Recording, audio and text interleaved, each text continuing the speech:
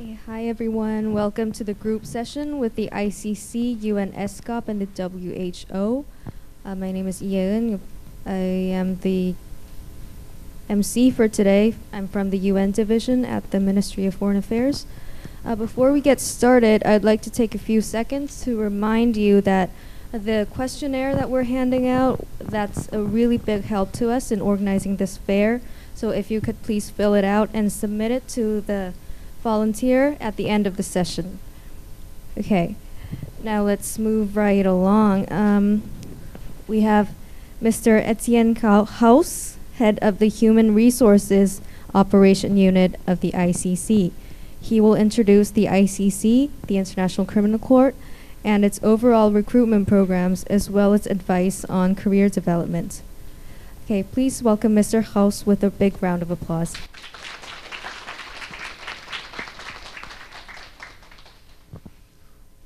안녕하세요. Good? Very good. I wanted to introduce you the International Criminal Court in The Hague in the Netherlands. And maybe an organization that you're not so well aware, like the other speakers we will have of the UN or from the World Health Organization. It's a relatively new organization, really fully operational since the last 10 years. And I'll tell you a little bit of some information about the organization.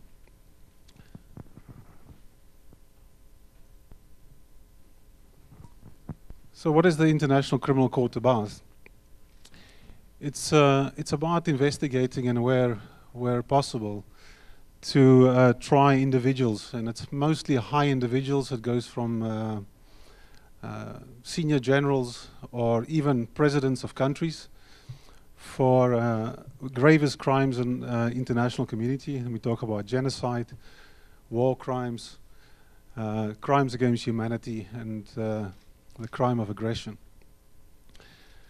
We're based in The Hague, in the Netherlands, and I'll show a little bit, some pictures of The Hague a little bit later. It's very much an international capital center for justice and peace. And what is good about The Hague is, if you want to work at the international organization, you will have to be able to speak English. But in The Hague, you would not have to learn Dutch, because everybody in The Hague does speak English. So it also already makes it easier to adjust there. And it's a very much an international city. All the international embassies are in The Hague. And so it's a very international community and easy to adapt there.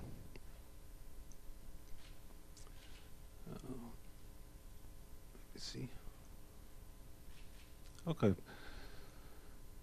so you think about the International Criminal Court and you think it's a court, so there must be a lot of lawyers. Yes, there are a lot of lawyers, but they are not just lawyers. It's actually a fully judicial system, which means the biggest office of the organization is actually the registry. What we call the registry, where there's all the support functions. And what it says, the OTP is the office of the prosecutor. And then you have the judiciary, and that's where the judges are sitting. And if you then look at the pie chart, you see that the distribution of jobs is much larger than the registry. And it's not just about lawyers. It's not just the courtroom. Let me go a little bit further. This is the distribution of staff within the International Criminal Court. There's about 1,100 employees at the court. And you see that there are legal functions, but there's also a variety of legal functions. There are lawyers in the courtrooms. There are lawyers preparing the cases. There's legal support to the principals of the organization. So the variety of law is much broader than just prosecuting. So there's a big variety of law functions. In the office of a prosecutor, you see investigations. So we have a lot of people working on investigations for the cases that needs to go to the courtrooms. And So if there's anybody that, and predominantly there's a lot of people who have a military or police background are recruited in the investigations division. So that's already something different than the legal people. They prepare the cases. They prepare the cases together with the lawyers for the courtrooms. Together with that, country analytics is big. Investigating what are the political situations in the countries that the court is investigating, what is the social economic situations in those areas, which is a very important function in combination with the investigation teams. We have a witness protection program. So flying into different countries where we are investigating these crimes. A very active witness protection program. So again, for those who have a background either in military or the police, it's another area that could be interesting for you. External relations, it's very important. So that's of course the organization's connection with the state parties.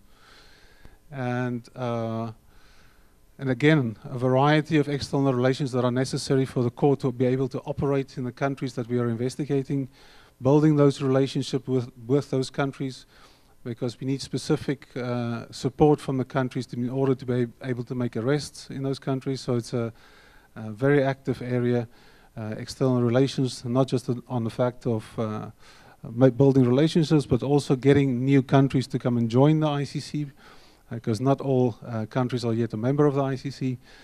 And then of course we have our courtroom activities. And in those courtroom activities, it's a high-tech environment which requires high-tech experience from our IT people. Again, with witness protection facilities inside of that. So our IT department is quite big and very technical. So anybody in the area of so IT is very much sorted at the ICC. And then of course we have our budget and our finance people. And our budget people are very important for us every year to get the funding, to make sure that we can properly operate. Of course, human resources. I've reviewed the application of building management. So almost any career can be catered within the ICC. So please understand that it's not just for lawyers and everybody, and there's a lot of professions within the ICC.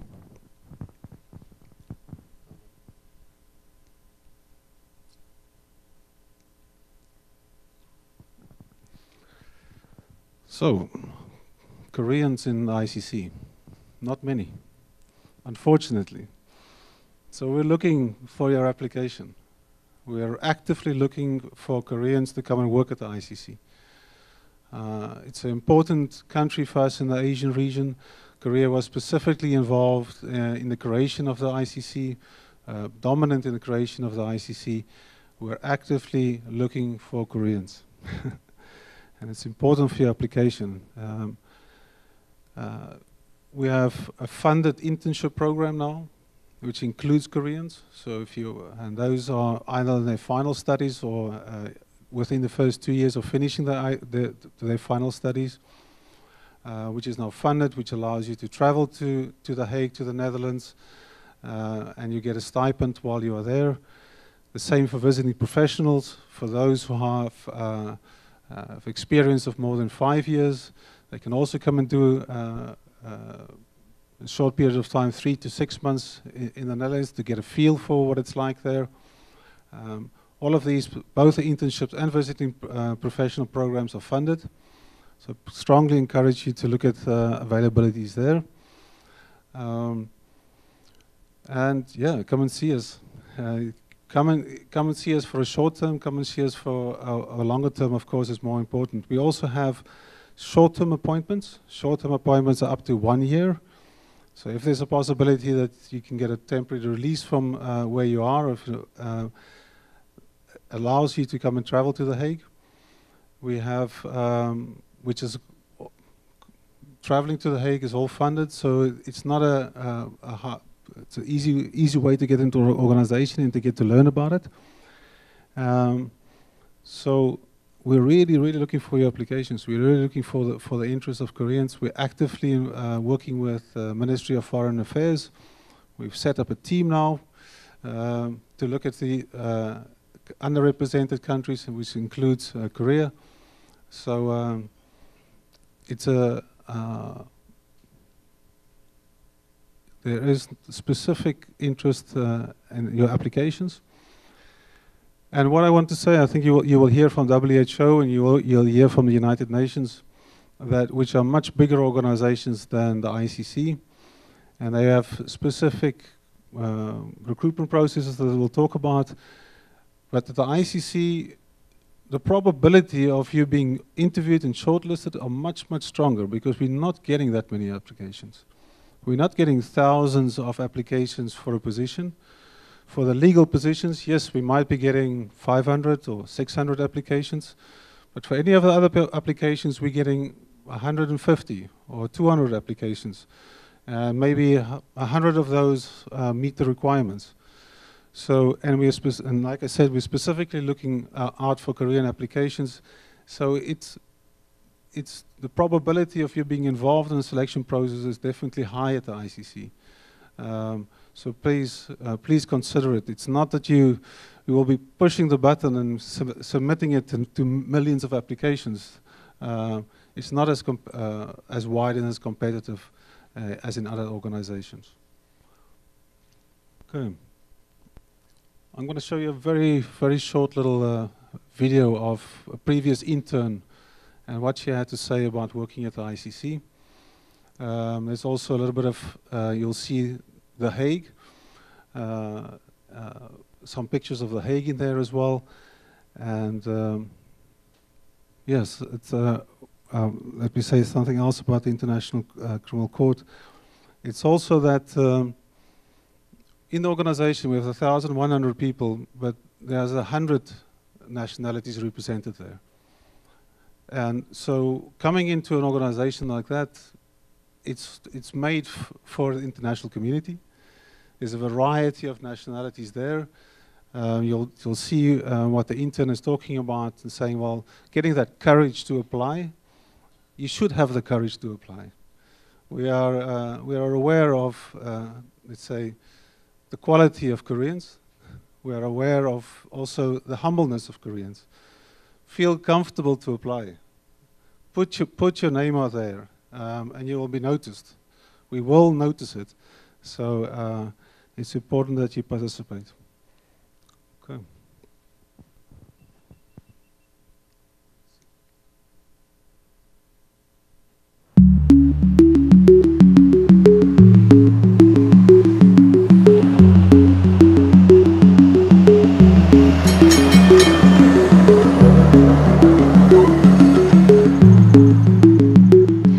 My name is Kyubin, and I'm from Republic of Korea, and I'm an intern in the Office of the Prosecutor of the International Criminal Court. What motivated me to apply for the internship is actually a long story. It's I've always wanted to work in international courts or international organizations, but I never had the courage to apply to one. And one day, one of the judges of the court came to my school and gave a speech about the mandate of himself and the court. And it was such an amazing story to me that it actually motivated me to apply for the court. And it's International Criminal Court. It's like the first permanent criminal court in the world. And there will be no better place to deepen my knowledge about international criminal law. The Hague is a beautiful city itself. But it's not only beautiful outside, but it's also beautiful inside. Like what I mean is that it's beautiful culturally. It's culturally very rich. There are many art museums within The Hague. And that part of The Hague I find amazing. The difficulty I had to go through is definitely homesick. I want to be a better person so that I can contribute myself to the court. So after I finish my studies, and when I become a better lawyer than now because I'm a student, then I want to apply for a job here.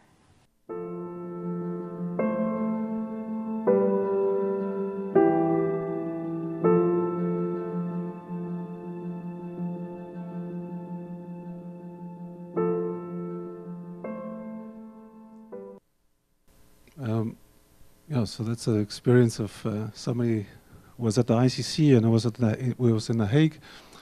And again, I would like to encourage you, probably notice that the footnotes on that slide was in French, because we have two official languages, and that's English and French.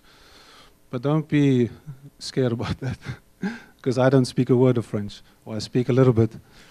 And it's not necessary. There's only a couple of positions that really require to be able to speak English and French.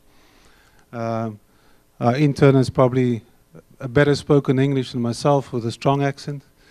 So that's a really important factor for us. Don't feel uncomfortable by coming into a international environment. We are all international. English is, for most of us, not our first language. It's necessary, yes, to work in that language, but it's not. It doesn't have to be that perfect. So the standard is there. Yes, you must be able to speak and you must be able to write in English, but please feel comfortable when you get to a language standard like this, that it's more than enough. What was the one thing I still wanted to say? Well, we'll get to that.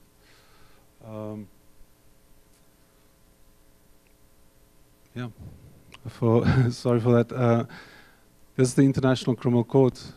We're looking for your application. We're specifically looking out for that. Please come and join us. Thank you very much.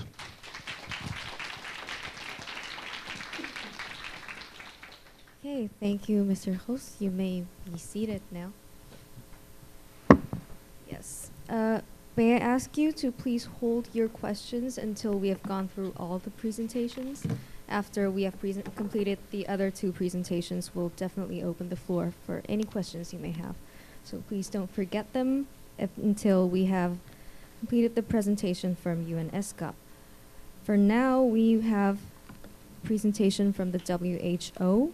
The Regional Human Resources Manager is here to deliver his knowledge and give you some inspiration. Please welcome him with a round of applause.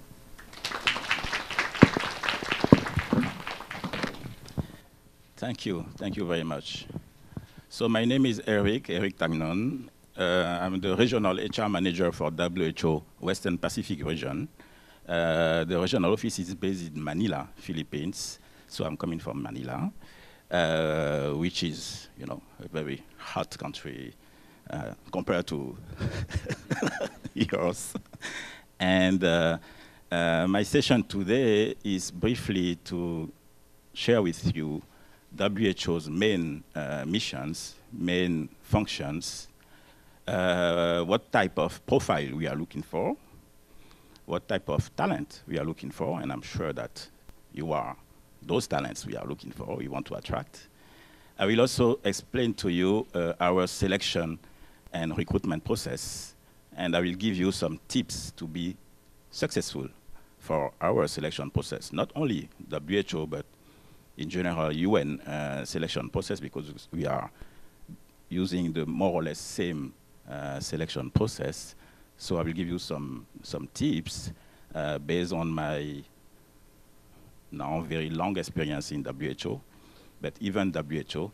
I'm coming from the private sector. I'm coming from the banking sector before joining WHO. So I have both experiences, private sector and now civil servant experience. So I will share with you my long experience as HR specialist. So feel free to ask any question. My session, I want it to be very interactive. We are here to share with you, not to teach you anything, but we want really to share with you. So please don't be shy. Feel free to ask any question you want or any clarification you want.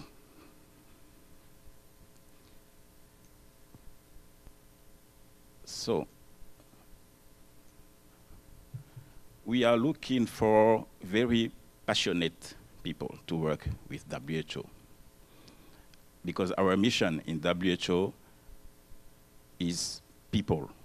We are taking care of people health globally in the world. So we really need some, staff very passionate and engaged. WHO is part of the UN system is the specialized agency. You can see here. You can see how complex the UN galaxy is. It's a very complex organization. So we are part of the specialized UN system organization. And we operate at 3 main levels. We have our headquarters based in Geneva. We have our regional office in Manila. And we have country offices. So the person you can see here is our regional office for the Western Pacific region. And he's coming from Korea. He's Korean, Dr. Shin. He's the regional director for the WHO Western Pacific region. We are working for the global health. And we have staff in HQ in Geneva, but WHO is really country focused. So that's why we have 6 different regional offices in Africa, in Europe, in Eastern Asia, in Western Asia, in Americas. And yes, so 6 regional offices and 149 country offices in the world. So today, the WHO staff working in country offices are more than 7,000 people working for our member states. So that's how WHO is spread in the world. Our main missions are really to be the leaders for the public health. WHO is the leading organization for the health, for the public health. And we are providing partnerships and policies, guidances to member states. We are supporting our member states to build the best health system possible. And we are really focused on people. The main mission of WHO is to ensure the best health possible for all people in the world.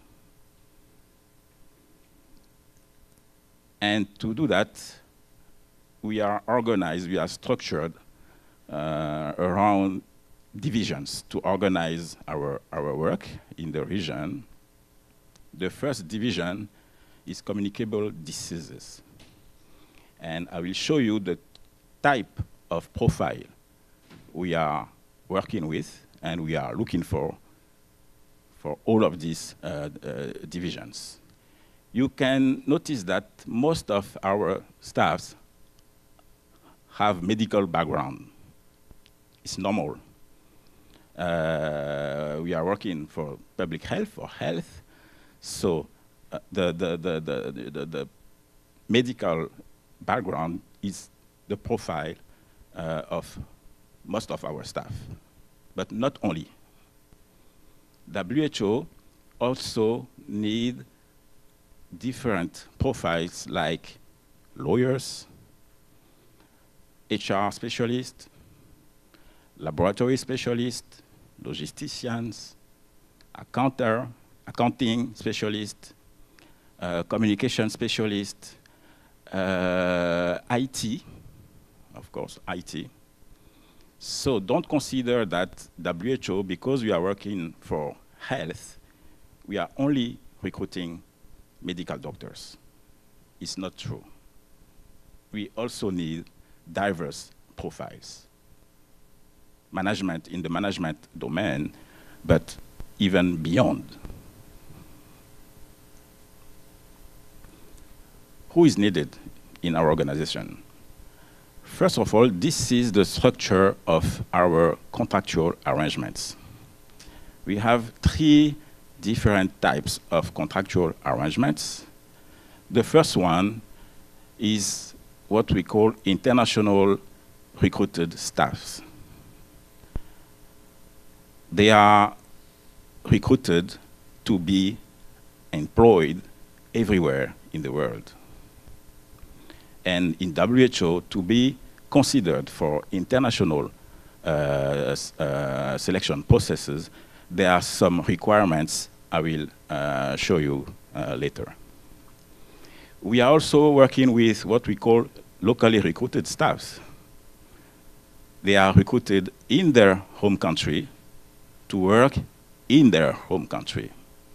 So we have two main categories: national professional officers and general service staff members. And there are some specific requirements for those categories too, and I will explain to you later. We are also working with interns and volunteers.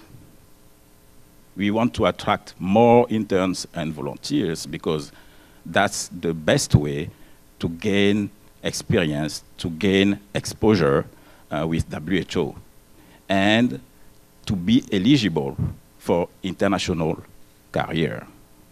So I'm encouraging you as young talents to consider those interns opportunities and UN volunteers opportunities. It's the same for junior professional officers, which are contractual arrangements with some member states, funding those contracts to attract young talents in UN organizations. So that these two arrangements are very, interesting for you to have this first experience, international exposure with UN organizations. Of course, for very specific needs, very technical specific needs, we also work with consultants and temporary advisors for very punctual needs. Of course, there are some restrictions. If one of your family member is already working for WHO, it will not be possible for you to work for our organization at the same time. If your father, your mother, the first level of family membership, if one of your father, your mother, or your sister is working in WHO, you cannot work in WHO at the same time. I think this probability with you is very, very low because Korea is considered for WHO too as underrepresented country in our staffing. So you can apply. No risk for you to have one of your family member working for us. Of course, there is a minimum age to be eligible for our positions. 20 years old, that's the minimum, and the maximum is 62. But from 1st January 2019, the mandatory age of retirement in WHO will be 65. So this rule will change. So to be eligible to be considered for any vacancy in WHO, it will require a minimum age of 20 years and a maximum of 65 years from 1st January next year. Of course, we are a leading organization for health, so we don't want to have smokers in our staffing. But we are not saying that we are not recruiting smokers. We are recruiting smokers if they want to stop smoking, if they are willing to stop smoking.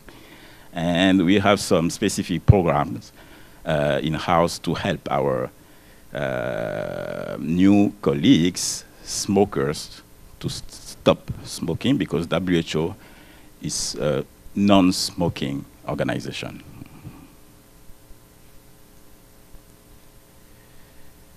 So, to be eligible for professional positions, international professional positions, we have some minimum requirements. University degree and postgraduate specialization in health or management are the most, requirements concerning the educational background. We are also having experience requirements, so minimum relevant experience. So the notion of relevant is very important, because the experience should be in relation with the requirements for the position. Of course, good analytical skills, to be proficiency in English, and possibly in French for some specific positions in Africa, for example. But English is a minimum requirement. And of course, to have the capacity to work as a team, and especially with a very diverse team members. So that's the grade of the category of international professional positions from P1 to P6, D1, which are the most senior positions. In WHO, we have very few P1 and P2 positions. Most of our junior positions started at P3 level. That's why we are encouraging UNV programs and JPO programs, because after a JPO program, you can be considered for a P3 position. And the minimum requirement, educational requirement for our different grades are university degree for P1, P2, P3, and a minimum of master degree from P4 and above.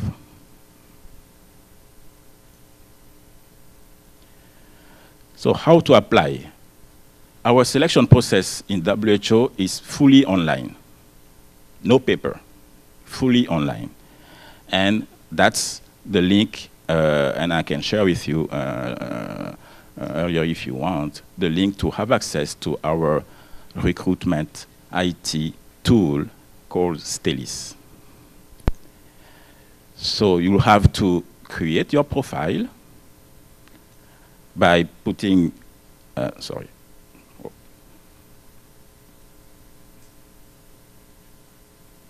Thanks.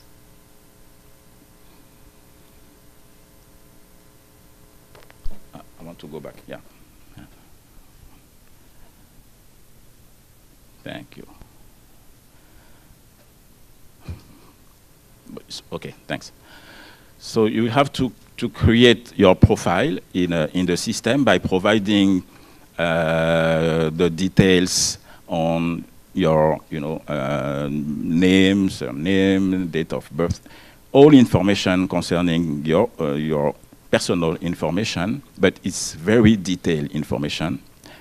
And then you will also put your degrees, your professional background, and from there you can apply to any position you are considering that you are suitable for.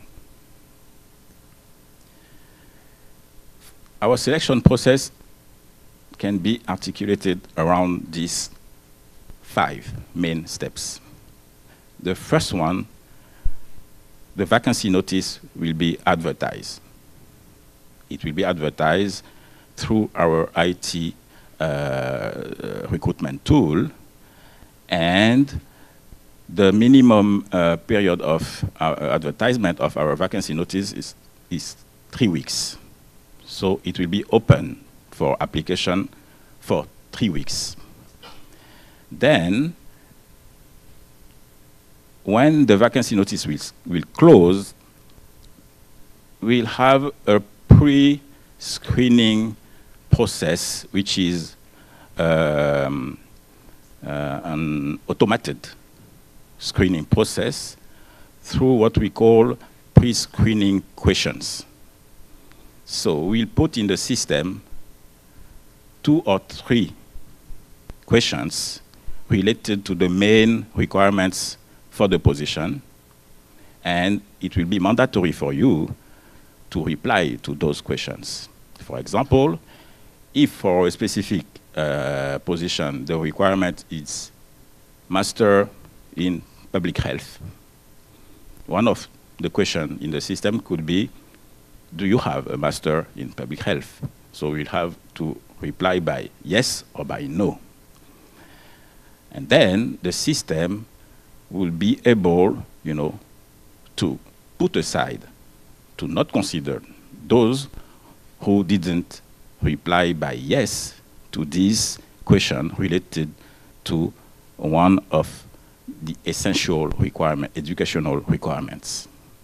So it's a way to reduce the applications to be considered by the hiring manager, because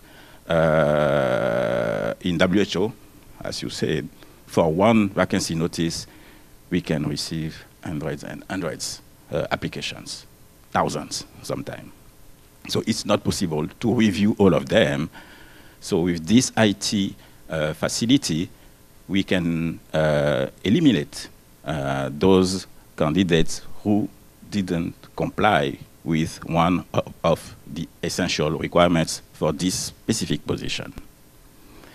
And then HR, my team, will send to the hiring manager the pre-screened applicants for him to do the shortlist. So from, 500 applicants, the hiring manager will propose a shortlist of 8 to 10 maximum candidates.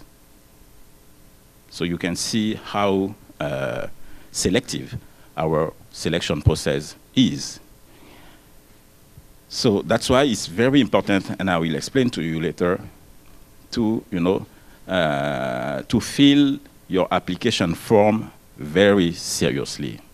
Otherwise, no chance to be shortlisted. From 500 candidates, we'll retain only 10 maximum to be considered for the following steps of the selection process. And then we'll assess the candidates by doing a written test,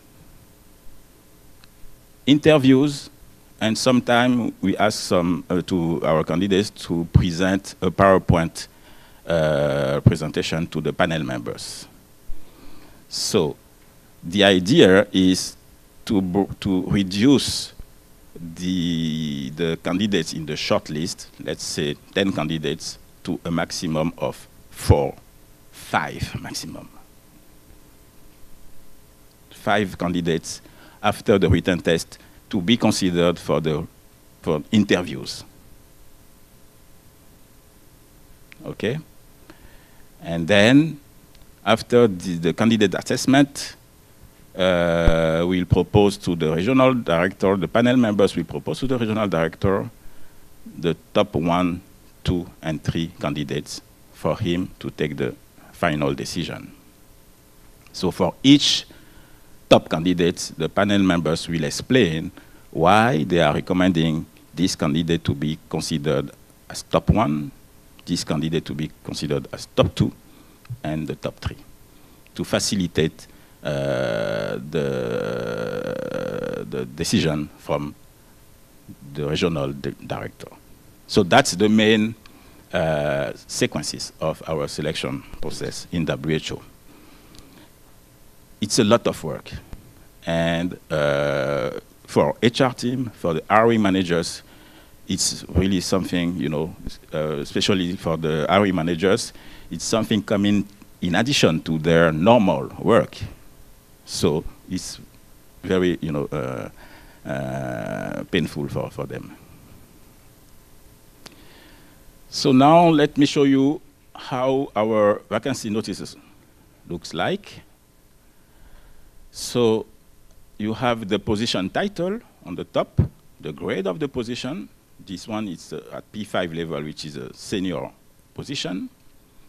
The contractual status of the position, the duration. So some information concerning the position, concerning the program hosting this position, and some description of the main duties of this position.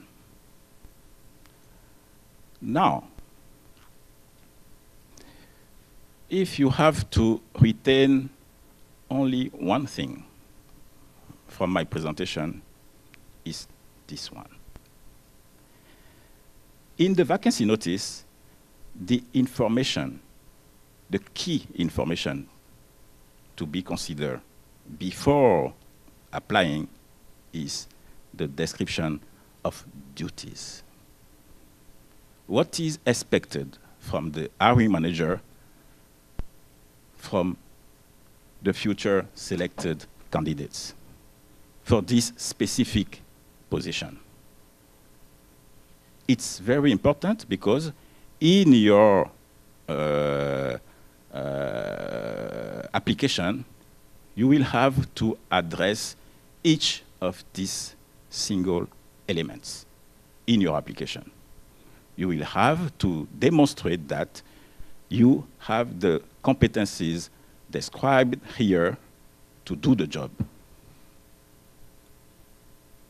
It will give you the maximum of chance to be considered. That's why this preparation work is very important to understand the work and the expectations from the RE manager. Then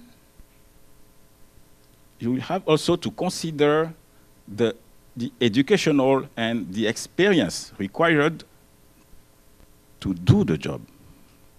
If you don't have the educational background or the experience expected from the RE manager to do this job, don't apply, because you don't have any chance to be shortlisted. So to me, the most important information in a vacancy notice is what is required. What are the duties of this position, to be sure that it's really something you already you are matching with, and what is the required, the essential educational background required for this specific position. Same for the experience, the relevant experience.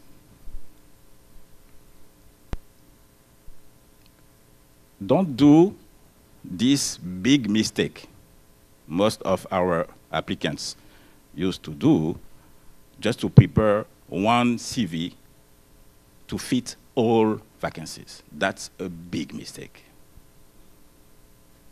Each vacancy with his specificities, with his own requirements, with his own expectations. So it's a real work to apply to a position and to have a chance to be shortlisted, because you have to review all this and to be sure that you are matching all of these requirements. Doing one CV for all vacancies is, a big mistake. Don't do that. So if you have to retain only one thing from my session, it's this one. adjust your CV to each single vacancy notice and address the specific requirements to be sure that when the hiring manager will review your CV, he will say, yes, that's the type of profile I'm looking for. And he will give you a chance to compete for the next steps of the selection process. Okay? So then you also have some information on the remuneration and other general informations, but to me, the key information are the one I just showed you earlier. Any questions? Is it clear for you? Yes? Okay. Yeah. Thank you. All right, so after hearing Etienne's plea for ICC, I want to work for ICC. Although I'm not a Korean national, it sounds really interesting. We beat WHO by 2 years. Our minimum age is 18. So if you're 18 or older, you can join the UN Secretariat. Can I have my... Okay, so I promised during the welcoming session this morning that I'm going to go into a lot more details about working at the UN Secretariat. So we're going to go into a lot more detail about the types of jobs, what we're looking for at the UN Secretariat, staff categories. There's different staff categories like the professional director GS, various job opportunities, how you can write an application, and I completely agree with Eric, for each job you apply to, if you really want to make it further along in the process, you really have to work on modifying your application so it matches the needs and requirements of that specific position, what to expect during the interview, and of course I'll go into a lot more detail about the work environment and benefits. One thing I want to stress, I mean, we all work here in international organizations. If you want to work in an international organization, whether it be ICC, WHO, UNESCO, UNFPA, it will always benefit you to have that international experience. So wherever you begin, you know, it's a small world of international organizations.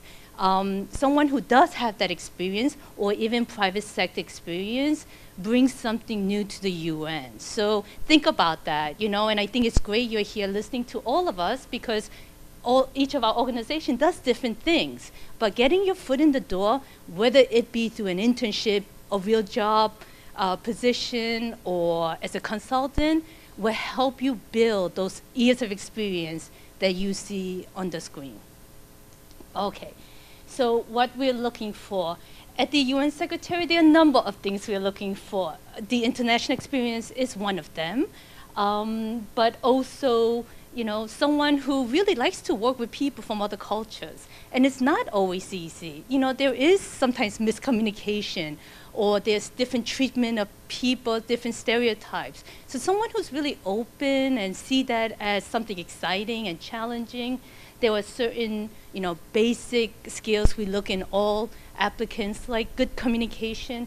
I have interviewed hundreds of applicants, and I can tell you, if you want to make it in your application, practice your English. You know, many times I do see a lot of applicants from Korea, technically, substantively excellent, but when they come to the interview, sometimes they don't express themselves as well as they can. So practice your English with friends, you know, whether it be YouTube or Netflix or whatever is out there, to practice your English. So if you make it through the process, and you come before us doing an interview, you can make it even further. So these are some of the quality skills and attributes we're looking for. I mentioned also that we divide all our work and functions into these different networks. So, you know, similar to what Eric and Etienne mentioned, of course, there were a myriad of different types of jobs at the UN Secretariat. And I just listed a few because sometimes you don't think about it. And I can tell you, you know, when I joined the UN 24 years ago, I never dreamt of working at the UN. I thought, oh my goodness, you gotta be an interpreter, you gotta be a diplomat. And I came across families, you know, who worked as, at that time, a secretary or in IT or in buildings management. And I realized, wow, you know, it is possible to work at the UN. So here's just a list of the various types of jobs we have at the, thank you, at the UN Secretariat. Peacekeeping, as I mentioned, is also a huge area, lots of opportunities there. They work a lot with political affairs, child protection, human rights, as well as logistics, movement control. So if that's something you're interested in, that's something you can explore. I worked in the Department of Peacekeeping Operations for over 5 years earlier on in my career, and I always wanted to go to the field, but I had, you know, 3 small children and a family, and so I wasn't able to until now, when my last daughter will be going to university soon. So, you know, I've never met anyone who went to a peacekeeping mission and did not have the most incredible experience. So, you know, it's an option. Sometimes it's very difficult locations, you have to be aware of that, but it can also be very rewarding. Okay, so the different types of staff categories we have, similar to ICC and WHO, we're all part of the same UN common system. We have professionals at the PN director level. We have something called national professional officers or national officers. Normally, you will find this in a lot of development type of projects in the UN system. The requirements are the same as the professional level, but they are recruited locally. So a lot of the national officer work has to do with capacity development, and something about the functions require knowledge of the local language or culture, etc. Field service, officers work in the field in peacekeeping missions, and then we have the general service category where, again, it's locally recruited, and they support the office. It could be, for example, an administrative assistant or HR assistant or finance assistant, program assistant. When I started my career in New York, I started as a general service staff member, and after 5 years of serving in the UN Secretariat, you can take the examination, the YPP exam, to become a professional. So that was my career path. So I started as a GS staff member. Again, every organization is a little different in terms of requirements, but here are the requirements for the FS&P categories. If you apply for the YPP exam, you don't need any years of experience. So oftentimes, we get a lot of applicants just fresh out of school who sit for the examination. Okay, various job opportunities. So the process for job openings and temporary job openings are similar in the UN Secretariat. Again, the job openings are for 1 year or longer. They could be against regular, what we call regular budget positions that tend to be a longer term setup. TJOs, or temporary job openings, are less than 1 year. So for example, we might have a staff member on maternity leave and for 4 to 6 months, and we need someone to do that person's job, so we might hire someone temporarily to cover that person. That's actually how I joined the UN. I was a maternity leave placement, but then it turned out to be a longer term deal for me. Okay, so I'm not going to go into detail. I think the process is very similar to WHO's in terms of applying and going through the assessment and final selection. I do want to highlight, this is really important. You know, I have some chronic appliers at the UN. It doesn't matter if it's a janitor position or the, you know, USG's position, they apply to everything. And don't do that, you know, please, because we don't need more applicants, we need the right applicants. When you look at a job opening and it really interests you, you meet the requirements, you know, it's a location that you're willing to go to, apply. And, you know, always keep an open mind. Sometimes what you see on paper, you know, you could influence your job in many ways as well, because you come up with your own ideas about maybe we can do things differently, maybe we can improve things. So, you know, just keep an open mind, but we encourage you to apply to jobs you're interested in and for which you have the qualifications. Okay, the Young Professionals Program.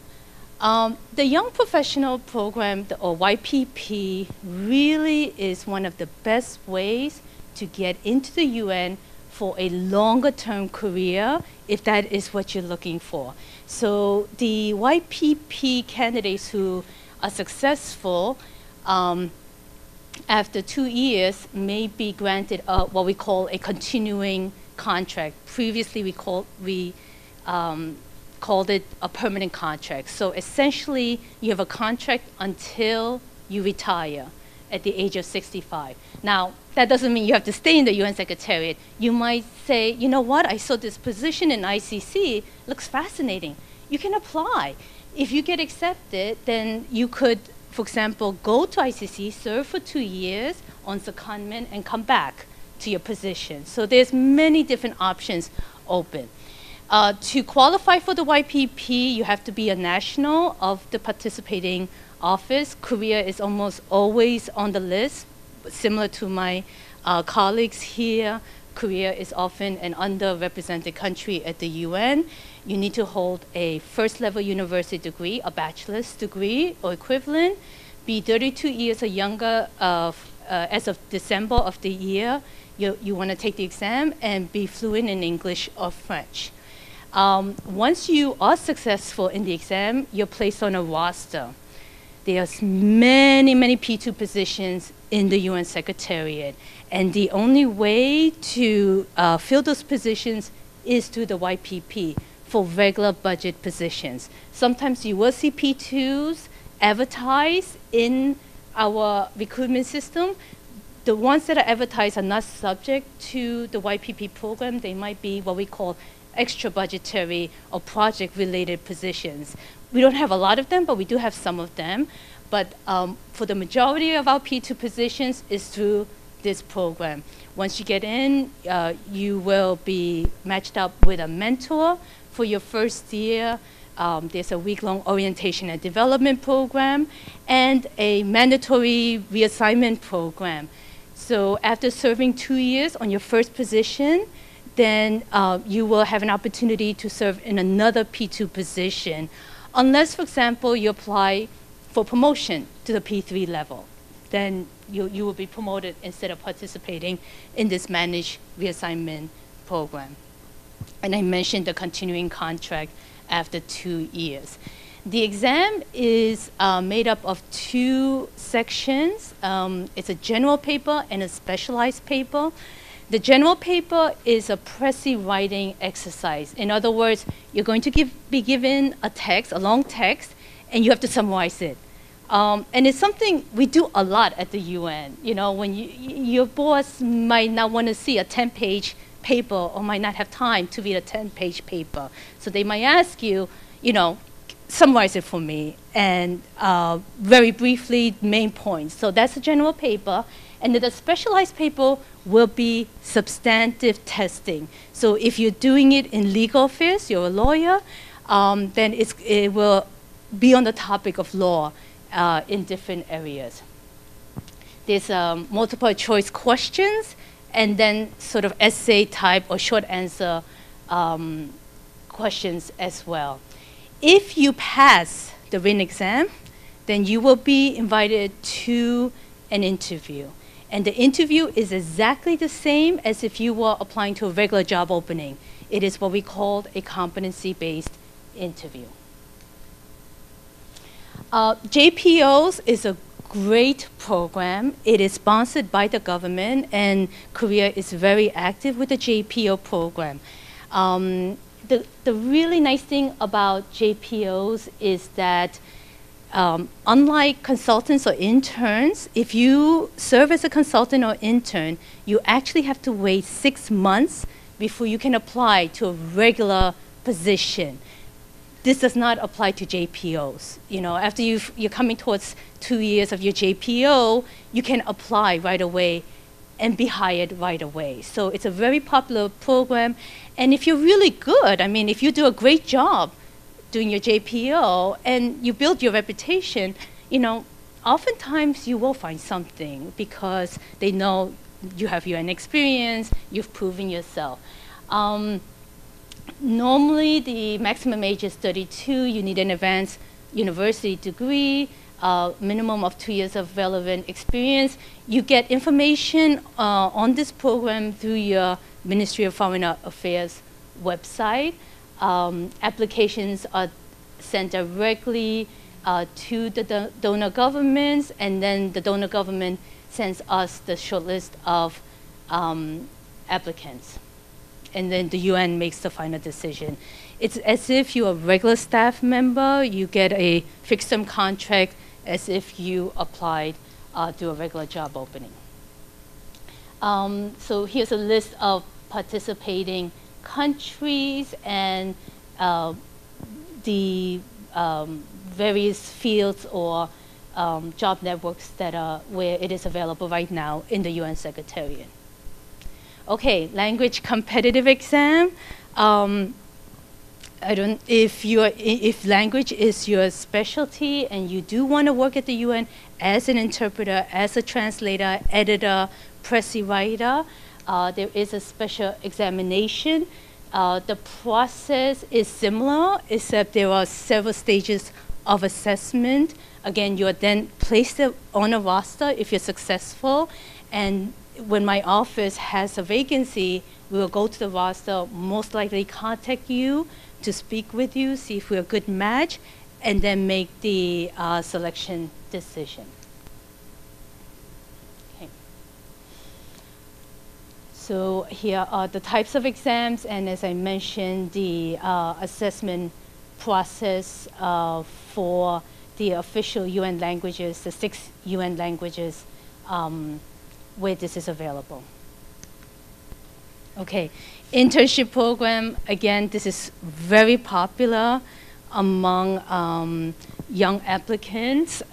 You might try, sometimes when you apply for a job, you might see, I don't really have the number of years of experience.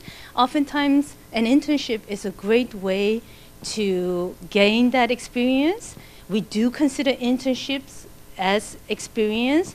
It's counted half. So if you do, a 6-month internship, we count that as 3 months of relevant experience. So it is counted. You have to be enrolled in a master's or PhD program, or be in the final year of your BA, or within 1 year of graduation from a bachelor's or master's program, and be fluent in English or French. Again, I have a lot of interns who do a great job in our office, and if you want to apply to a professional position, you do have to wait 6 months.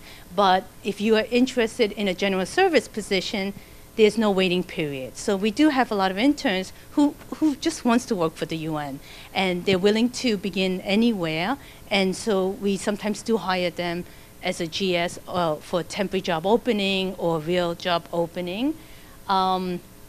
And again, this is not, for GS, the minimum requirement is a high school degree, but as you can see, for internships, it has to be at the university level. So you're given work that suits your qualifications in terms of education. We have a lot of interns at my office in Bangkok. They attend conferences. They get to see the UN at work at the global level. Okay. So consultants and contractors is another way to get exposure, do the work of the UN. Consultants are normally very specialized experts in their field. We might be working on a paper on finance for development, and we need someone who has specialized in the Asia Pacific region to work on a chapter in a publication. They will often hire consultants to do that. We also have something called individual contractors who can do the regular work of regular UN staff members, and we might hire them because we have a peak period and we just need more hands on deck. So there are two types of consultancy contracts. Requirements will vary, and it's usually shorter term, but oftentimes when we find really good consultants, we hire them again and again, right? So the opportunity may be there. Consultants are not staff members. There are no staff benefits. You work for a specific output, and then it's done. So I put up there some of the possible types of work consultants may do. Okay, so I mentioned the general service category. What normally happens is, for example, here in Incheon, my office, Unescap, has two smaller offices located here. Let's say you see there is a vacancy at the GS level, you want to try for it, you apply. If you're shortlisted, so your application looks very good, they want you, you will be invited to take this exam. You have to pass it in order to be hired. It's a basic requirement. The exam consists of 3 areas: verbal, numerical, and situational judgment. So situational judgment is workplace scenarios, how you would deal with them in the UN setting. So once you pass the GGST, then you might be asked to take a written exam, or you may be asked to come for an interview. Not every position requires a written exam. If I have, a position in my Incheon office here, and I don't get hundreds of applicants, maybe I get, 100 of them, and by the time we get to the short list, it could be a much smaller number. There might be no need to do a written exam. So it's possible you're just called to interview right away. The UN volunteer program is also a great opportunity to work in various UN offices. The minimum age is 25, university degree, all the information is there. There's international and national UNVs, and it is paid. UNVs do get a stipend, unlike internships at the UN Secretariat, which is not paid. Okay, so now we're going to get to the nitty-gritty of working on your application. So similar to what Eric has shown us, it's very similar in terms of what constitutes a job opening. Again, I cannot stress this enough. It's the desirables that we use to shortlist candidates. I will even go as far as to say, use similar wording as in the JO. Because when I have a vacancy in my office, and I do get hundreds of applicants, oftentimes I would just do word searches, like, okay, if it's an HR position, I might search recruitment, because it's a position in my staffing unit, right? So to the extent possible, I would even say use the wording in the JO, make it explicit, so there's no confusion whether you have it or not. Okay, so you made it to a shortlist, you passed the written exam, and then we invite you for an interview. So these are very typical questions that you would encounter doing an interview, I'm going to ask you to give me an example of a time you had conflict in a team, for example. One of the biggest mistakes is, you know, candidates will say, well, we did this and we did that. I'm interested in what did you specifically do? So there's a lot of preparation for an interview. You got to think of your stories, whether it be positive or negative, and it's okay. The worst thing is, you know, when I ask, tell me about a time you had a conflict in a team, and the candidate will say, oh, I've never had conflict. I mean, it's just not realistic. Maybe you did not have a conflict, but maybe there was conflict in the team, right? And that may have impacted you and the work of the team. So think about these examples. I would say think about a really good example depending on the level you're applying to. So, you know, if it's a P3 position, we don't expect you to have tons of leadership and managerial experience, right? That's okay. So at the P3 level, okay, you're going to tell your conflict story. You know, think about what did you learn from that experience? You know, a lot of follow-up questions may be, okay, hindsight is 2020, so what would you do differently next time? You know, what was the lesson learned? And anticipating that those are the types of questions we ask during the interview, you can already prepare for your responses, right? Yeah, so that's very typical competency-based questions. Again, on our careers.un.org website, you can review these online tutorials. It will talk a lot more in detail how to write your application, how to prepare for an interview. Okay, so the salaries at ICC, WHO, UN Secretariat for professional levels are standard. So everyone, if you're P3, whether you work in any of these organizations, it's going to be the same. What changes is your location. So clearly, it's more expensive to live in New York than in Bangkok. So you will get additional money if you're working in New York, what we call post-adjustment. So that's how the salaries work. For GS, it's determined for each location. So they do salary surveys and determine the salary scale for local GS salaries. Home leave, the UN wants you to maintain ties with your home country. So depending on how difficult your duty station is, the UN will pay for you and your family members to go home either once every 2 years or every year. So, you know, if you're working in Afghanistan, they're going to travel you home every year. If you work in Bangkok, it's going to be every 2 years. We have maternity and paternity leave, 16 weeks of maternity leave, 8 weeks of paternity leave.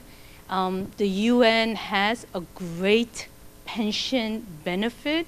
We are one of very few remaining entities that have a defined benefit, which means until the day you pass away, every month you get a check. You get your pension entitlement. So it's very interesting because I used to work in the pension fund office and I learned a lot about pensions while I was working there. And they do a lot of actuarial studies. And they found as a cohort, the UN is one of the longest living persons in the world. There's one group that surpassed us. Can anyone guess what kind of occupation lives the longest? Take a guess. No, not WHO. But good guess, good guess. No idea? It was orchestra members, like symphony band members who outlived the UN. So that was very interesting. Health insurance, education grant. Education grant is a huge one. So you know, because you're working outside your home country, the UN recognizes you cannot always put your children into local schools. Oftentimes you're going to send your kids to international schools, and they tend to be quite expensive. So the UN helps to subsidize that cost. So right now I have 2 older sons at university in the US, and it's extremely expensive. And you know, without the UN's education grant, there would be no way we would be able to do that. So it is a very nice benefit. It goes up to your first level university degree for your children. Rental subsidy is also a very nice benefit where the UN also recognizes, you know, you're moving to a new country. Some rents can be much higher. So in North America and Europe, the rental subsidy is good for 7 years. After a few years, it decreases. In all other locations, rental subsidy never ends. So, for example, when I moved to Bangkok, the UN paid for part of my rent because my rent was higher than the norm. So that's also a benefit of the UN. In terms of vacation days, you can accumulate up to 30 years during a 12-month period, and you can carry over 60 days in any 12-month period. If you're working in a very difficult location, you also have some benefits related to hardship and mobility allowances. All this information can be found in the International Civil Service Commission website. Okay, so I'm going to end by saying, you know, the UN is a big family. Depending on your interest, you know, I would encourage you to apply to various organizations, unless you, of course, have one passion and that's all you want to do. But keep that in mind, you know, whether it be ICC, WHO, or any of the other UN organizations, it's a big family. They all differ slightly in their recruitment process. You know, I know some organizations have no restriction about family members working in one organization. Some others who have differences in minimum, maximum ages. So if you're interested in any particular one, go to their website and learn about what their specific requirements are. Okay, so here are some links if you're interested in any of the particular opportunities I had talked about, whether it be the UNV program, JPL, YPP internship. A lot of the information, all this information is available in the first website, careers.un.org. Okay, so I will stop here, and I think we're going to open up for Q&A. Yeah? Okay. Thank you so much for the incredibly informative presentations. And we will open the floor up for any questions you may have. We have about 30 minutes. I guess that's enough time for anyone to ask any questions. You can raise your hand, and this microphone will be brought to you by our helper.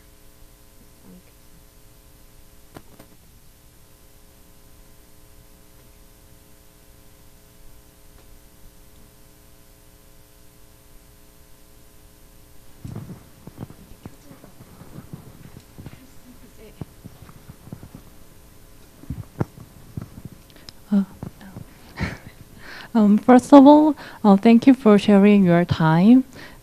You guys all must be very busy, but it was a really helpful time for all, including me.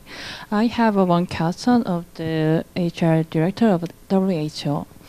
Well, if the candidates have an opportunity for internship, can the candidate choose their department? Because as you said before, there are so specific fields job opening in the WHO. So I wonder if the candidates choose the specific role or job field.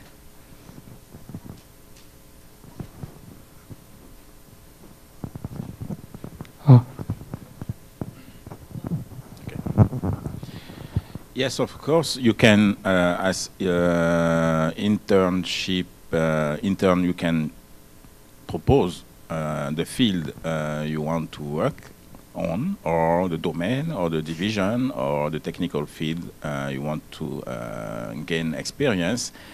But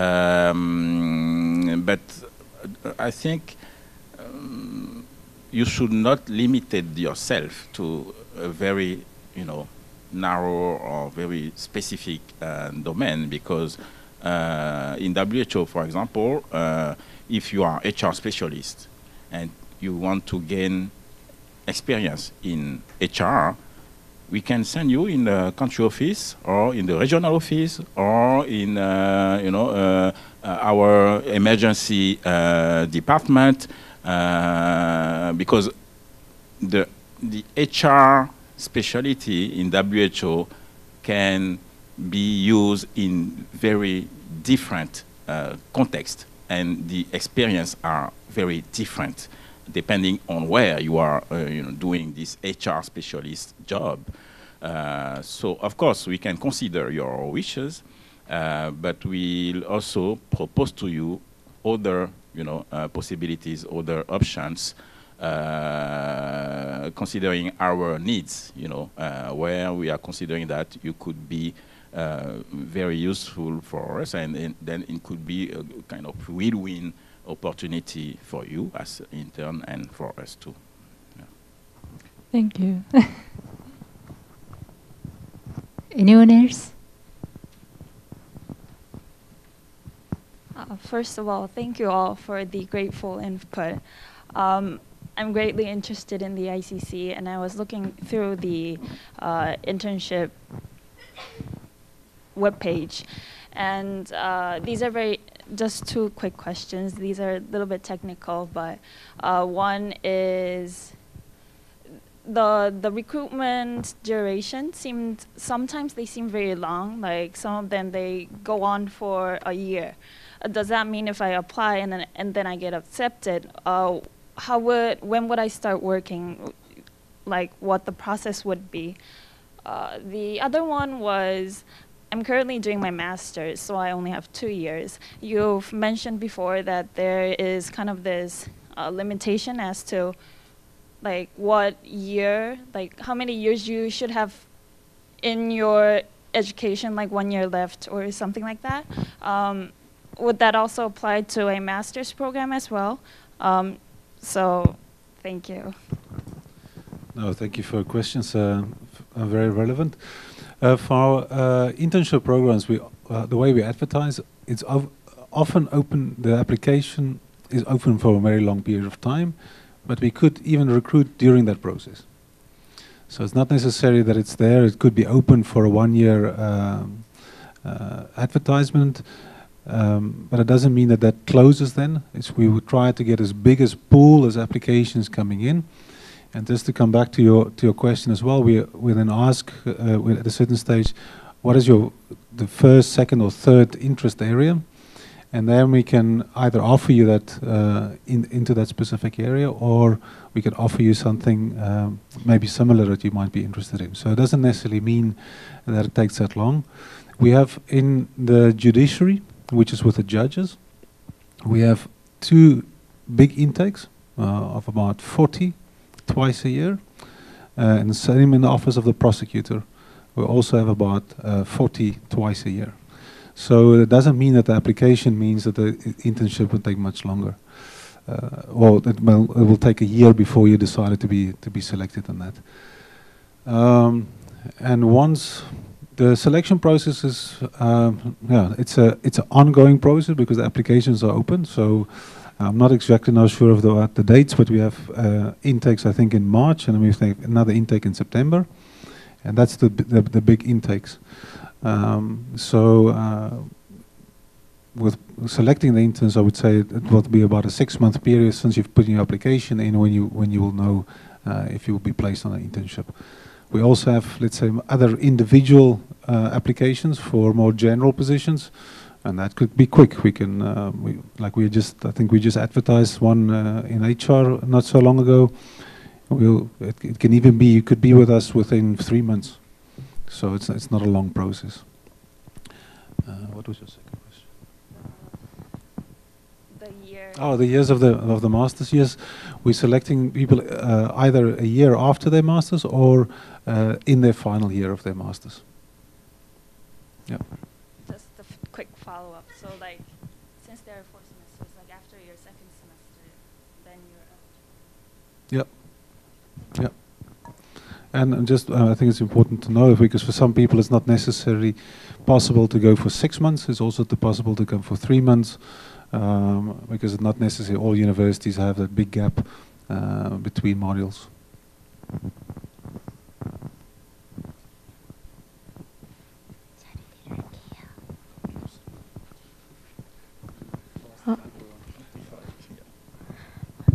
Thank you for all your fruitful advices.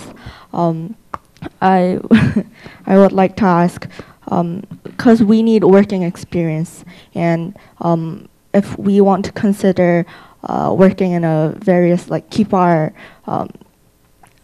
selection open, then in accumulating working experience, would it be better to specialize in one like industry or one sector, or would it be better to have a quantity-wise working experience?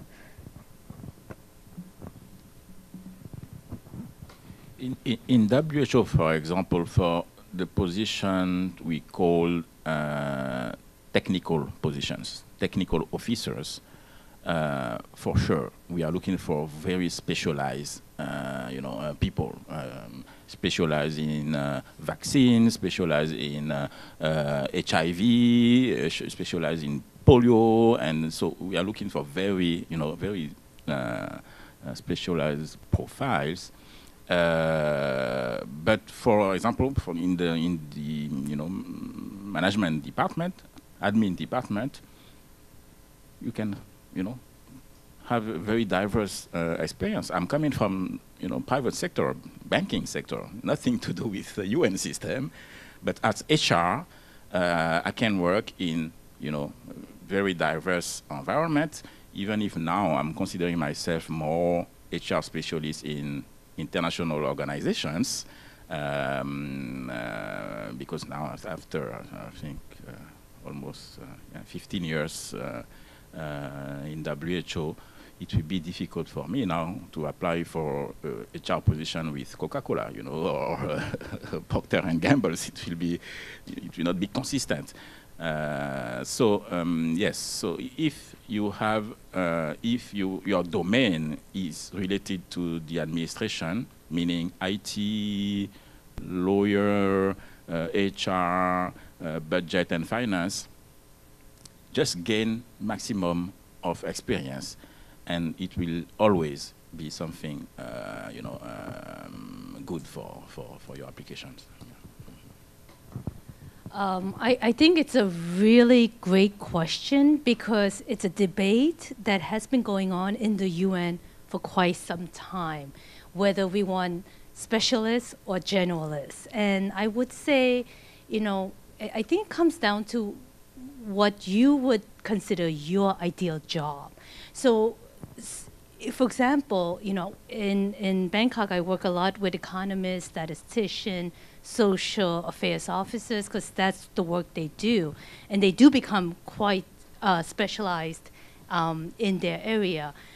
But for example, maybe you're an economist, but you don't want to specialize in Asia and the Pacific. And maybe you really want to work all over the world in different regions. So if that's your career goal, then it might not be to your benefit to become so specialized. At the same time, we have staff members who are passionate about one area of work, and that's what they want to do. They want to go as high up as possible in that specific area. So I think it really depends on what you want, and sometimes you don't know what you want, right? Like sometimes it's good to try different things. If you work in administration, well, maybe I'll do some of HR. HR is awful. People come and complain to you all the time about everything. But maybe it's true. But maybe, I want to learn about budgeting. Actually, conference management sounds really interesting. So it's also good to try these different areas, and then you can decide, you know what, I really want to get back to HR, or you gain so much experience in different areas, actually you could become a director of administration in a big UN office, right? So it really depends on what you want. You can spend your whole career being the HR director, or if administration in general is what you're passionate about. But if you don't know, it's good to try different things, I think, and then decide, okay, I want to stay a generalist. So that's what I would say. Yes, it's a very good question. And I give you a practical example of myself, who is a generalist. So I started off in finance, and then I got interested in people and learning, and I did a master's. Then 7 years later, after working in finance, and 7 years later I did a master's in learning and performance management. And I was a trainer for software trainer, which then took me into IT project management, which took me into benefits and salaries, which took me now into HR. So, and that's an important thing I wanted to make about a relevant experience. Relevant experience could be quite wide, because my experience in my position in HR works very closely with finance and with budget, and therefore my finance experience was considered very valuable.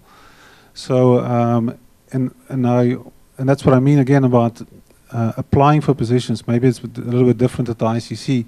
Relevant experience could maybe be anything. The way that we perceive it.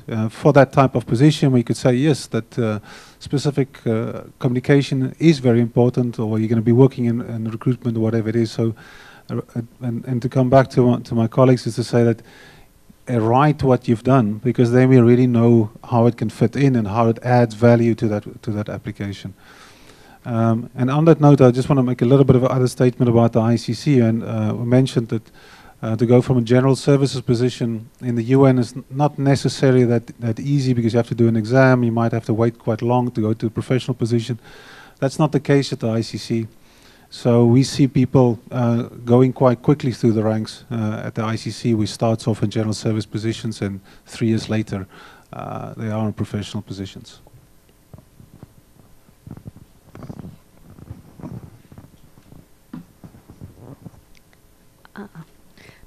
Thank you for your words, and I was really motivated after listening to your lecture.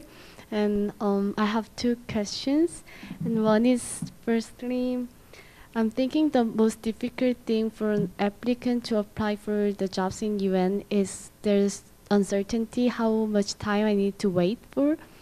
And in such a competitive job market in Korea, when I apply for an opportunity, how long does it usually take for the process?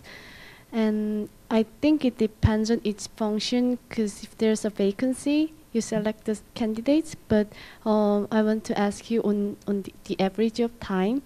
And the second question is especially to the representative of ICC, because I'm interested in the law, but my academic background is not relevant with laws, and specifically is Western Asian studies. So I'm studying about the culture and the languages, but I'm writing my thesis about intellectual property. So if this kind of experience can be also used for the relevant experience, or does it only count for the academic background? So these are the two questions. Thank you so much.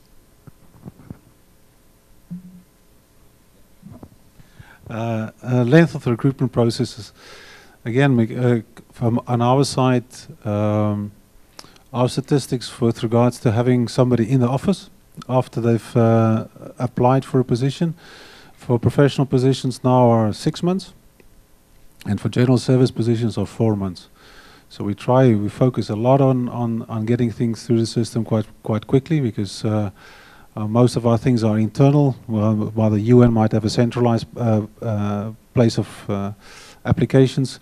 We are able to get through the processes quite quickly.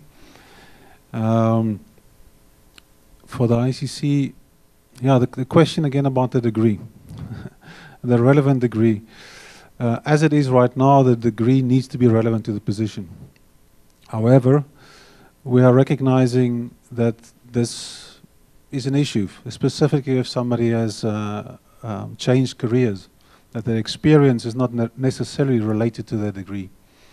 So we are actually quite close to coming to a decision on, it will most probably be that if you have 10 years of relevant experience, but your degree does not match the experience anymore, the fact that you have a degree would be sufficient. That's not quite in place yet, but that's what we're working on at the moment. In WHO, our target timeline to finalize a selection process is 90 days, 90 days. But it's just a target. And in reality? Yes. The reality is around 150 days, but it's specific to the Western Pacific region. We are the best. Because compared to my colleagues,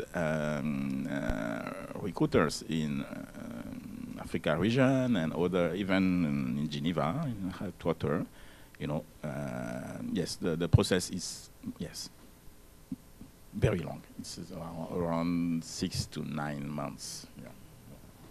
I am not even going to talk about how long it takes the UN Secretariat to complete recruitment, because it's awful.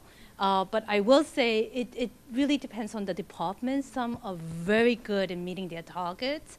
Others take months. So I would say be patient. You can always go into your application and see the status, whether it's still going on or whether it's been completed. But as an organization, of course, we target to shorten the recruitment timeline. But it is challenging, as I said, because every application is looked at. So depending on the volume, it could take some time. 그 다음에 저쪽 오른쪽에 분 계속 손 드셔서 그 다음번엔 저쪽으로 옮겨주세요. 아니 이번 분 하시고. Thank you for your lecture. The information was very helpful for me, and I do have a question about work experience. I have a bachelor degree and I have 2-year work experience after the graduation. But at the same time, I also do have a 2-year vacancy and break time. And next year it will be 3 years. So that is a very weak point, I think. So how do you think about the applicant's break time as an employer and interviewee? That's also a very good question. It depends on a lot of things. You at the interview, they might ask you, you know, we you know, saw that there's a break, and depending on your personal situation, as long as you can explain it. Now, I would highly suggest you put all experience on your PHP, whether it's paid or unpaid, right? So maybe during that 3-year break, you did do volunteer work for, you know, an NGO or whatever it may have been. We will still count that as relevant experience if it's related to the requirements of the job. So as long as, you know, and it could be personal reasons. I had to take time off to take care of my parents or some, you know, as long as you can explain it, we don't see it as like a huge issue, as long as you'll be able to speak to it. Yes, just be ready to explain, because for sure the panel members, they will ask you to explain this gap in your background. So, but they can understand. You know, we are just a human being, and they will for sure they will appreciate, and that's why it will be. You know, I think you should be prepared to answer this question, because definitely the panel members will ask you to explain. Thank you. I will use the opportunity to maybe come back to the recruitment process. For us, it's exactly the same. And Helen mentioned about the competency base, and it's really for us as well. Tell your story. You know, we don't want to hear the textbook, because we know you have the degree. So tell us your story. How did you do on that day? And you must be comfortable with the fact, but also with what we do in competency-based interviews, we do regular follow-up questions. We don't ram out 10 questions at you and see if you can answer them correctly. That's not the case. We are trying to get to know you. So you have to tell us your story. And when we ask follow-up questions, it's to know more about you. So that's very important, not to get nervous with the fact that people keep on asking you more questions. We're also changing into, in some of us, we're changing into a theme process, where we select 3 or 4 or 5 themes, and then we get the opportunity to talk about that. But what we always get back to is that, what did you do on that day? What are the actions you took that day and the next day and the next day? That's really what we would like to hear.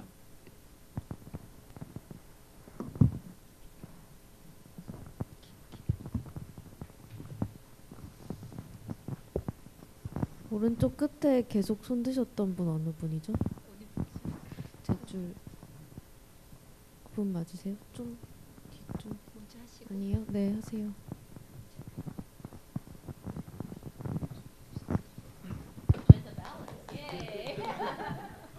For your inspiring and informative presentation. I have 2 questions mainly. So the first one is when we're turning in CVs or resumes or PHP, whatever it may be, do you think it's better to include all the experiences that we've had, or just try to focus on few of the crucial points of experiences that we had that are related to the position that I'm applying? And the second question would be, hypothetically, if I had 2 master's degree, would that help in any ways? Like, for example, like I understand depending on the degree of the education you have, the required work experiences differ. So maybe if I have 2 master's degree, then would there be a reduction in the work experiences? Thank you. And for us, with regards to master's degrees, I saw some of, I think WHO, that they say from the P3 level, or from, you have to have a master's. So for us, we don't have that. It's not required at any level to have a master's. What it does give you, though, is it counts as 2 years of work experience, but 2 masters will not count as 4. So sorry for that. But it could always be an indication that you've changed direction. What we've also have is that in some organizations is that you have to have your work experience after your masters. For the ICC, again, we've changed that and we say that's not necessary. It is at a later stage it comes into play, but all our experience, and you should put all your experience, because you might just be getting 50% of those 2 years or whatever. We say, yeah, okay, some of it is relevant, but it's not fully relevant, and we will still give you credit at a 50% rate. So definitely put all experience, exactly like Helen was saying, volunteer work, whatever it is, we'd like to see the full story.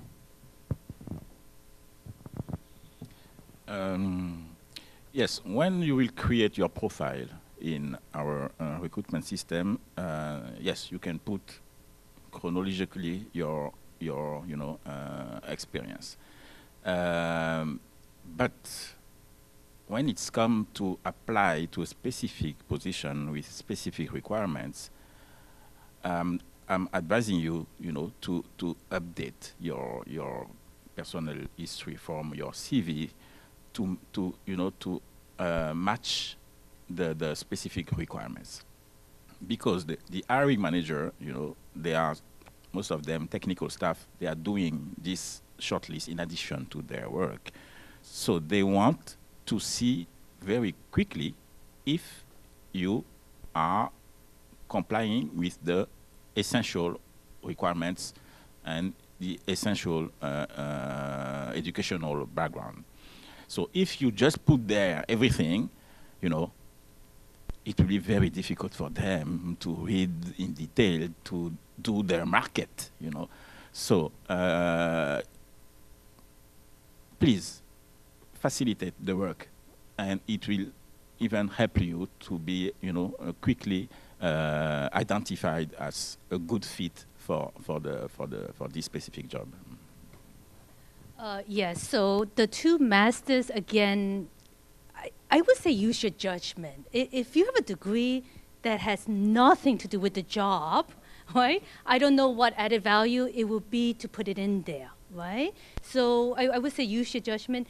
Similar to experience, like at the UN Secretariat, we count all experience. It doesn't have to be from the time you got a degree. So for example, when I was in college at university, I was a research assistant. So I put that in my application because some of the work I do or I apply to may require those skills, or we see transferable skills. You might have worked as a cashier at some point as a part-time employment. Well, that's a lot of responsibility. So depending on what the job entails, it could be, oh, well, this person's very responsible, they're good with money, and so on and so forth. So I would say use your judgment.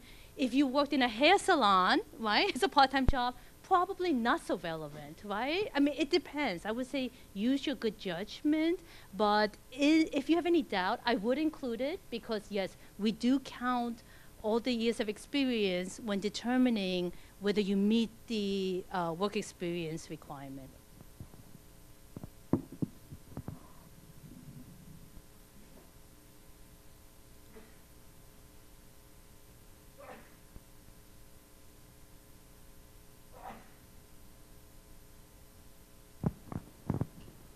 Hello? Okay, sounds good. Thank you for your time and effort you spent for coming here. And then, as I'm originally political scientist and currently working for a broadcasting company as a producer and announcer, I have a broad question about the UN and on international organizations. So I feel I have an impression that the UN stays in a traditional role. So I was wondering how you guys are adapting to this rapidly changing world with this fourth industrial revolution. So I was, like if your organization has any effort to adapt this changing world, please let me know. Thank you.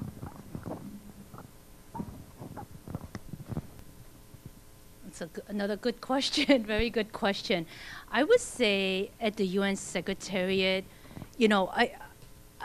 I think the UN Secretariat has been slow in many areas. I'm being very frank, but there has been a huge push to not only become updated with technology, but to have a modern workforce planning as well as workforce environment. So to give you an example, I mentioned the flexible working arrangements. There are 4 different types that the UN Secretariat provides: telecommuting, staggered working hours, planned leave for outside external learning, as well as what we call compressed time. So you work 10 days in 9, and every other week you get 1 day off. So I think there's a lot of efforts being made to address what is happening in the real world to become modernized in the UN Secretariat. I think there's still a lot more work that has to be done, but we're definitely going towards that. Yes, and that's also the case for other UN agencies. For example, today in WHO, all of our processes are IT processes: recruitment, learning. We are working with a very large learning online e-learning platform for all of our learning sessions. And we are encouraging our staff for teleworking too, so by using IT technologies and to be able to work remotely and to give them the possibility to have work-life balance. So there is a lot of there are a lot of initiatives, and the last one is with all UN agencies also to make mandatory for all of our staff to do some learning sessions on sexual harassment, sexual abuse, to consider also the this context, global context. Yeah, it's true that WHO, UN, we are very big, organizations. Not easy always to move, but we are trying, and I think we are making some effort, to listen and to see what's happening around us, and to adapt and to be more agile. Unfortunately, we are going to have to wrap up our Q&A session after this final last comments. Thank you. Yeah, I'll just be quick on from the ICC's perspective. We are, let's say, maybe in a better position because we are quite young organization, so we don't have to change from old ways of doing things. We can easily adapt already currently available technological solutions. I'll give you an example of how technical we are. We investigator will find a piece of evidence in the field, one of our field officers, and it's immediately registered in HQ, and that can be from our office, so in Central African Republic, and it's immediately registered at the ICC. Our courtroom is state-of-the-art technology, and in public information, we have it's very well developed in that area, and also to echo what Eric was saying, we have the option at the ICC to work up to 2 days a week from home. Okay, thank you very much. That was the end of our first session. Thank you, everyone. Please note that we have booths. The booths are open on the second floor. Please feel free to look around. We're going to have to clear the room because we have to rearrange the furniture for the mock interviews. Anybody, the interviewees, are they here? 모의 면접 보시는 분. Okay, you guys are going to room 310, 310호로 가시면 되고요. Yeah. Otherwise, yes, thank you for your participation and hope to see you again next year. We're going to move the desks around a little bit, so.